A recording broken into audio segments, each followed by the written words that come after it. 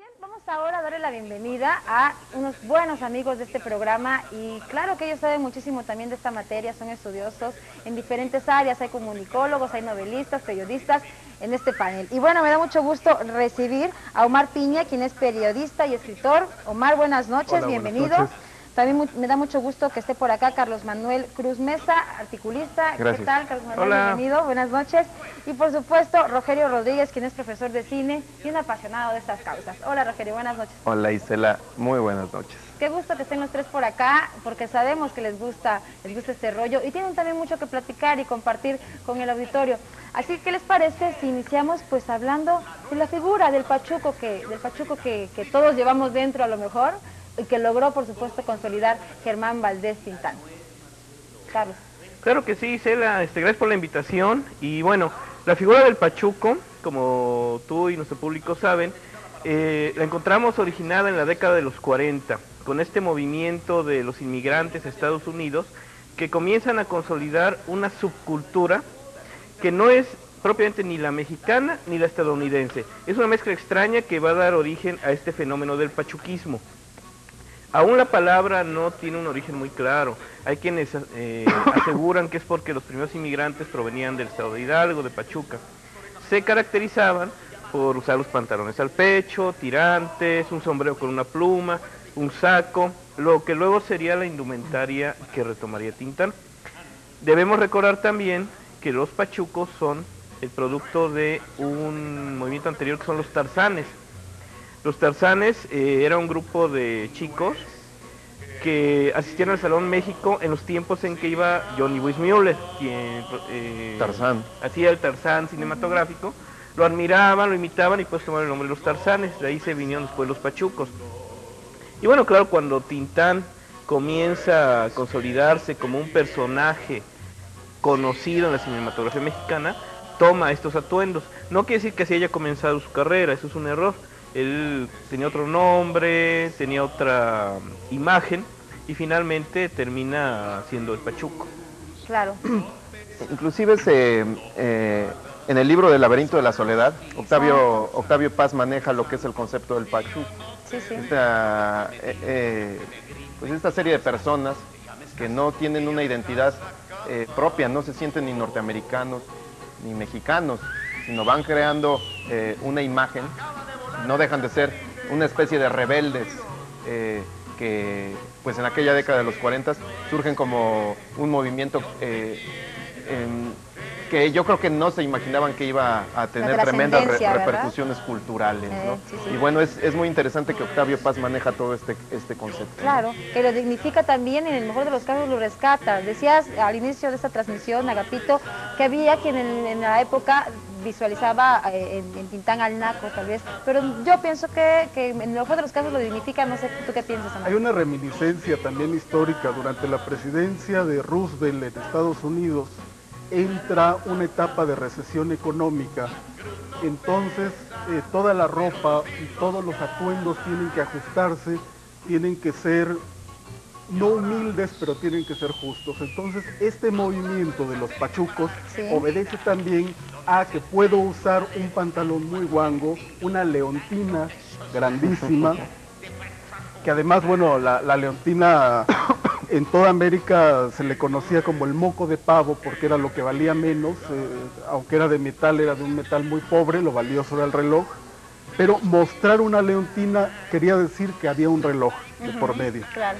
Este sombrero con la pluma era también un símbolo de riqueza, el país nos ha ordenado moderarnos, pero yo sí tengo dinero para lucir.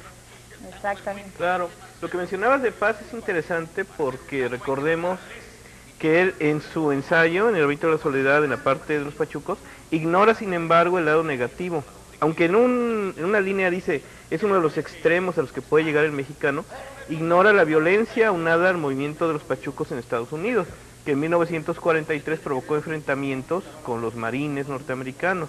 Eso fue lo que detonó la popularidad de la figura del pachuco como un grupo opositor a ciertos grupos militaristas estadounidenses en una década muy difícil y en un año en el que recordemos que aún no terminaba la Segunda Guerra Mundial. Exacto. Estados Unidos estaba ya de lleno en este conflicto bélico. En México el pachuquismo, a diferencia de en Estados Unidos, se caracteriza más porque sus integrantes se conforman con ser los reyes del cabaret, con tener por novias ya sea las cantantes, ya sea las meseras, etcétera, y con lucir, como bien decía Omar, estos atuendos característicos.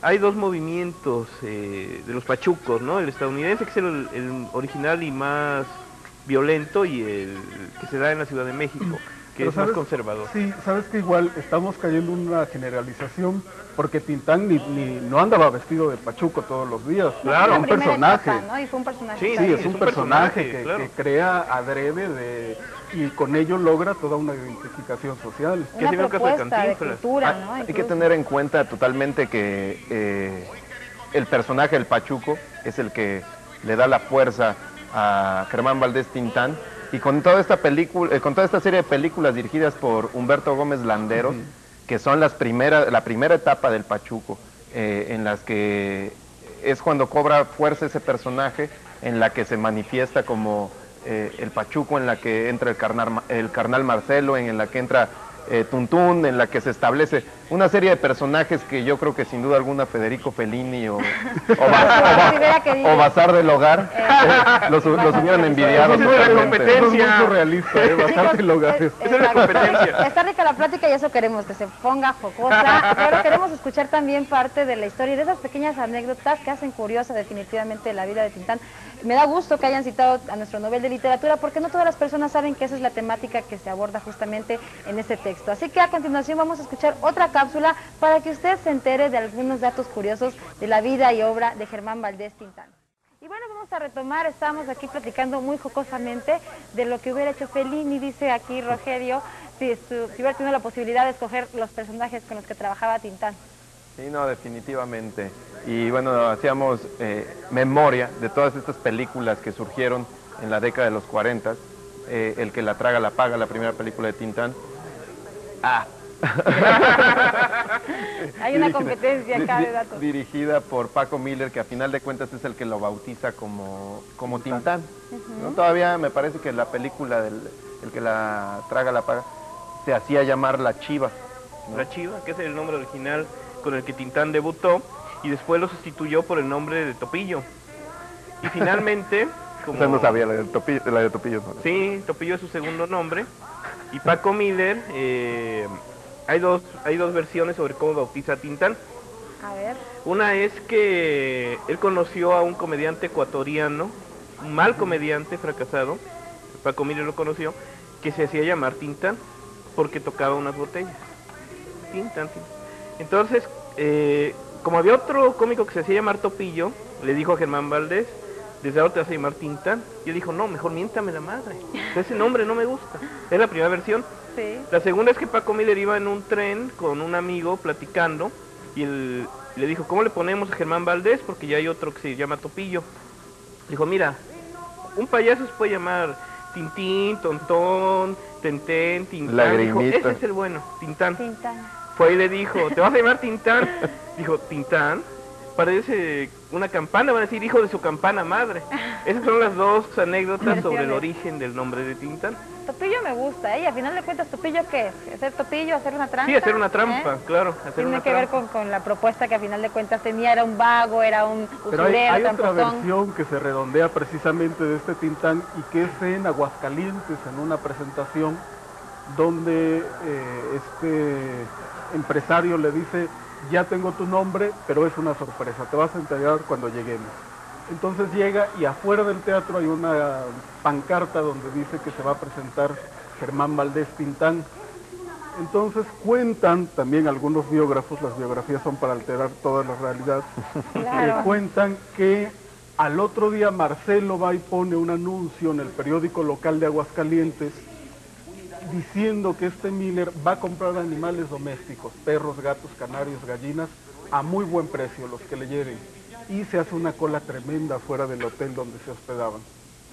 Como la escena de Shrek, me imagino como lo estás platicando. Nada es nuevo bajo el sol. Nada es nuevo. Y lo maravilloso de estos mitos geniales es todas las historias que se construyen alrededor, unas ciertas, otras no, pero se disfrutan.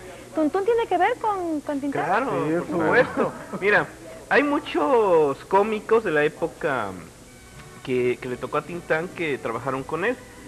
Tuntún es un personaje que al principio no tiene trabajo. Entonces va y le pide a Germán Valdés una oportunidad y él se la da. Aparece en varias de sus películas, no solo en una, y termina yéndose a Hollywood. Tuntún. Mira qué bien. Finalmente regresa, tiene una etapa de decadencia y aparece en películas ficheras ya últimamente Tuntún. Sí, con Alfonso Sayas, ¿no? Con Alfonso El Sayas, maestro el Sayas. maestro. Don Alfonso Sayas. Don Alfonso, El doctor Lord Luis de Sayas. Alba. Y el doctor Luis de Alba también. Todos dirigidos por el Pelón Solares, ¿no? Hijo curiosamente Del que de llevó a Gilberto la- Martínez Solares, ¿no? Ajá. Que a final de cuentas Gilberto Martínez Solares realiza con la imagen de Tintán. Hemos hablado mucho del comienzo, pero ese auge que tuvo Tintán bajo las órdenes de Gilberto Martínez Solares, con películas como La marca del zorrillo, El rey del barrio, la época más grandiosa de Tintán, que curiosamente, como decía el compañero Piña, ¿no? Se da en la época de oro del cine nacional. Exacto, Realmente, ¿no? es un buen Entonces, contexto, ¿no? es Claro, un buen Hollywood contexto. se está hundiendo porque por la economía de guerra. Entonces, una de las cinematografías emergentes es la mexicana. Claro. Así es. Y el auge precisamente de este cine mexicano va de los 40 a los 60. Ujú. No solo Tintán, Emilio el Indio Fernández, todas Claro. esas grandes figuras que terminan dando lástima en los estudios Churubusco, por ahí Claro. de los 70. En Tintán debemos distinguir tres etapas. La primera es su etapa de Pachuco, cuando explota ese personaje que dura de los 40 a los 50 más o menos. La segunda es ya el rey del barrio, Claro. cuando él se convierte en un personaje más cercano a los que en ese momento dominaban las películas mexicanas. Y ya la tercera etapa, que sería la decadencia de Tintán, que aparece en películas de Chanoc, que él produce algunos largometrajes muy malos, ya en color, Sí. que son fracasos de taquilla. Ya es un Tintán obeso además, y bueno, demuestra cómo ya no tiene éxito, ya no tiene arraigo entre el público. Recuerdo una anécdota también con Cantinflas, regresando a los cómicos. Entre Cantinflas y Tintán hubo siempre una rivalidad. Claro. A Cantinflas le caía mal Tintán. Él lo externaba e incluso cuando actuaban juntos era muy claro en poner una distancia. Hay una escena de una película de Cantinflas, creo que es en El señor diputado, donde él cuelga afuera de un negocio un letrero que dice: no se da servicio a pachucos porque me caen gordos. Esa anécdota es muy Hay quienes conocida. dicen que este país se divide entre los que les gusta Cantinflas y Tintán. Digo, yo me quedo por supuesto con los segundos, pero y no me atrevería tampoco a pensar que pudiera ser así de radical. Sin embargo, era un humor muy diferente la propuesta, ¿no? Totalmente. Claro. ¿No? La situación con Cantinflas es que fue un cómico internacional, y por la situación de utilización del lenguaje, de cuestiones urbanas, de todo lo que conlleva el contexto de Tintán, pues en muchos lugares del mundo no era comprensible tal vez. Sí, estaba más codificado. Pues todo este Más codificado, lenguaje, exacto. ¿no? A mí me gustaría retomar esta etapa de decadencia que tuvo Tintán. Yo me sorprendo cuando, tratando de documentarme un poquito en cuestiones de Germán Valdés Tintán, descubro que las dos últimas películas que hace Tintán las hace dirigido por René Cardona Jr. con Blue Demon, curiosamente. La Qué dato. Mafia Amarilla y La Noche de la Muerte. Que fueron de alguna manera parte de la decadencia, ¿no? Claro. Fue su deterioro, su declive. El cine que tanto le dio, por lo que tanto luchó, fue justamente, a final de cuentas, ya en sus últimos años divirtió una gran cantidad y creo que no Pero además, tuvieron el tú éxito, ¿no? revisas las fechas de filmografía y hay años donde se aventaba el rodaje hasta de 5 filmes. Sí, porque además recordemos que Tintán Estaban en grande. era un personaje que gastaba mucho dinero. en mujeres, en su negocio, en los amigos, en invitar a todos a los cabarets y pagar las cuentas. Entonces él tenía muchas deudas, así como lo hago yo. Así que tenía muchas Por eso deudas te ves feliz. y firmaba incluso papeles pequeños o cameos en películas de bajo presupuesto porque le dieran lo que fuera, ¿no? La lanita para pasársela bien, para cotorrear. Hay un momento cumbre en la carrera de Tintán, así como hablamos de la decadencia, el gran momento yo siento, que es cuando aparece con Pedro Infante, en esta película del maestro, ¿cómo se llama? El maestro ciego que interpreta a Pedro Infante, también de Dolor se canta, y comparten ahí los roles. Entonces el público se vuelca a las salas de cine a ver a los dos en una misma película, ¿no? Y comienzan allí una amistad, a diferencia del asunto de Cantinflas. Una amistad que perdura años de la muerte de Pedro Infante, por supuesto. Entre grandes, ¿verdad? Pero era desprendido, como tú decías, definitivamente. Yo platicaba con los compañeros de producción, con Arlet, con Jorge, que realizaron algunas entrevistas y un trabajo de investigación. Estuvieron con gente que de cerquita colaboró con él. Y de veras que es recurrente escuchar que era un hombre generoso, dadivoso, desprendido y que se la pasaba bien. Estamos esperando, la producción está por confirmar un enlace vía telefónica con una persona que tuvo un trato muy cercano. Esperemos preguntarle justamente cómo era, de qué platicaba. De Germán Valdés Tintán era que era muy besucón, hay quien dice que ocupa el récord. ¿Tú qué opinas, Rogelio?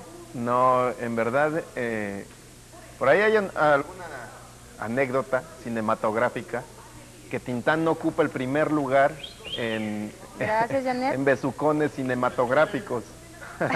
Ya se distrajo aquí el compañero. Por cierto, de los 3 chiflados yo pido ser Moe, Ya ganaste. el que pegaba. Pero bueno, hay un mito por ahí que dice que no es Tintán el actor que más mujeres ha besado en la pantalla grande, sino que ocupa el segundo lugar después de don Alfonso Sayas, del maestro Alfonso Sayas, y como tercer lugar está Mauricio Garcés.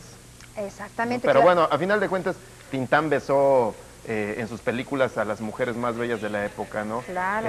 Besó a Lilia Prado, besó a Silvia Pinal en La Marca del Zorrillo, que por cierto con una caracterización bastante monstruosa, y aún así, pues Silvia Pinal, que era en aquellos tiempos una chica buñuel, pues la besó un poquito antes, ¿no? De ser chica buñuel, pero besó a las mujeres más bellas, ¿no? Ana Berta Lepe.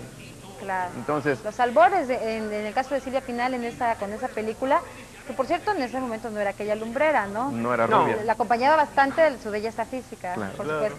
Ahorita que mencionó Rogelio a Buñuel, recuerdo también que Tuntún estuvo en Los Olvidados, en esta película de Luis Buñuel, ahí aparece como parte del reparto. Creo que también debemos hablar en el caso de Tintán de los doblajes. Claro. Tintán realiza 3 doblajes básicos para Walt Disney. El primero en una cinta que se llamaba La Mancuerna Perfecta, que retoma la leyenda del jinete sin cabeza y aparte esta historia del viento entre los sauces. Dirigida por Bing Crosby. Exactamente, por Bing Crosby. Después la película clásica que es El libro de la selva, donde hace la voz de Balú. El oso Balú. Por cierto, un saludo a Silvia Tomasa Rivera. Oye, hasta bailaba como él, el oso Balú, ¿no? Claro. Sí, el Disney siempre está caracterizado por cuidar que el personaje en cuestión doblado tenga también alguna similitud con... Por supuesto, cantaba esta de Busca lo más vital y Quiero ser como rico. tú. Y la última participación en los doblajes es en Los Aristogatos, sí. donde hace al gato jazzista, no me acuerdo cómo se llamaba. Tomás O'Malley. Y otro aspecto poco conocido es la afición de Germán Valdés cuando estaba rodando a fumar marihuana. No me digas. Has de saber que él llegaba a los estudios, fumaba un cigarro de marihuana y entraba y él declaraba que esto le permitía improvisar mucho mejor. Claro. Mira, en algunas de sus películas hay guiños a este vicio, ¿no? Sí. En algunos diálogos él también lo retoma. Sí, así es. Cuando llega su carnal Marcelo en una escena y le dice, oye, ya no fumes de eso. Así, ese tipo de guiños. Sí, es cierto. Y bueno, y de alguna manera platicar, ahora mismo se puede platicar de eso abiertamente, pero en aquellos momentos fue un mito. Omar, nos tenemos que despedir a conclusiones. Bueno, Tintán, el gran chapulín colorado de los años 40, siempre llevaba la misma estructura, el chavo pobre, torpe, pero dentro de sus torpezas lograba solucionar las cosas, y un personaje muy importante del cine nacional. Claro que sí, definitivamente, un personaje indiscutible de la cultura popular mexicana. Pues queremos agradecerles muchísimo que hayan estado con nosotros, Rogelio Rodríguez, por supuesto también a Carlos Manuel Cruz Mesa y a Omar Piña. Gracias, chicos, ha sido una noche encantadora. Si me permites, Mario nos comprometió en público a venir a hablar de Tintán. Queremos comprometerlo a hacer un programa sobre el santo.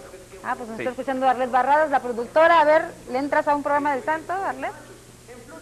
Dice que no me contesta, pero supongo que sí, porque también es amante del cine mexicano. De emoción. Y dice que sí, está conmocionada. Felipe Ventura, de aquí de Jalapa, y dice que si recuerdan la fecha en que vino al Estadio Jalapeño. Oigan, y vivió en Veracruz también, Tintán, no platicamos de eso. ¿Se acuerdan? No platicamos mucho. No era veracruzano, era chilango, porque nació atrás de la catedral, pero sí vivió aquí, ¿no? ¿Cuándo vino al Estadio Jalapeño? ¿Alguien lo recuerda? Corrió contra Alejandro Cárdenas. Magno ya participó. Eso le tocó a Magno, eso se hubieran preguntado a él. Tienes razón, Carlos, hay muchas cosas que quedan en prenda, hay mucho más que platicar. Ojalá haya una segunda parte de Tintán. Ojalá haya una segunda parte que esté aquí y sea la mamita Pacheco. ¿A poco no? Sí, Mejor? sí. Digo, perdón, gordito, es muy buena onda, pero ¿a poco no? Mario es como el carnal Marcelo. Mario no es como, es el carnal Marcelo. Mario es nuestro Paco Stanley. Ahora que tú no cantas mal la ranchera, así por este ángulo como que no estás tan mal, ¿eh? ¿No? Oye, queremos enviarle un abrazo bien grande a Mario Lozano Carbonell, por supuesto, todo el equipo de producción sabe que lo queremos, que lo apoyamos, ojalá pronto esté por acá. Mira tu canción. Ay, me gusta esta canción. Tu canción, perdón el italiano, perdón hermano, pero mira, la tengo aquí cerquita, ¿cómo no dedicársela? ¿Con qué cara me dice? Muy bien, exactamente. Se me va a aparecer Juan Diego y bueno, nada, no es cierto. Juan Diego, pero italiano, digo. de ojo azul, oye. No. ¿Te parece a Ken, no? Malibú. Los ganadores de las fotos, bueno, pues Felipe Ventura precisamente, y por acá tenemos a la señora Silvia Arcos. Muchísimas gracias por habernos llamado. Ella dijo que la primera película, o la que lanzó, El Hijo Desobediente. Hijo Desobediente. Exacto. Y Roberto Salazar felicita al programa también y dice que su película favorita es el Ceniciento. A Silvia Arcos le vamos a decir que a partir del lunes a las 9 de la mañana que traigan ¿qué? Tener una identificación con fotografía. Esto fue todo por Tras la Noche. Vamos a agradecer a la compañera Gaby, que hoy es su último programa. Gaby se nos va, pero va a estar aquí en el canal. Y la bienvenida a Laura Ámbar, que a partir de la próxima semana va a estar con nosotros a Solapa, ¿no? Yanel María Victoria, acompáñanos a despedir. Oigan, chavos, muchas gracias, Isela, Agapito, gracias a Mario, a Arlet Barradas, Arletita, un besote, gracias por haberme echado la mano, y a todos los chavos del staff vespertino, los voy a extrañar. Muchas gracias a ustedes, desvelados, por habernos acompañado y por haberme soportado casi 2 años ya. Se quedan con Laura Ámbar. Así es, gracias amiga, y pues te deseamos la mejor de las suertes, gracias a todos, y recuerden el próximo viernes más experiencias para desvelados, pásenla bien. Que tu orgullo forja para mí.